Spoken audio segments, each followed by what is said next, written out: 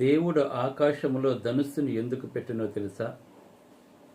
నోవహు కాలంలో ప్రజలందరూ కూడా పాపము చేసినప్పుడు దేవుడు జలప్రళయం ద్వారా ఒక్క నీతిమంతుడైన నోవహు కుటుంబాన్ని తప్ప మిగిలిన వారందరూ కూడా జలప్రళయంలో నశించిపోయారు.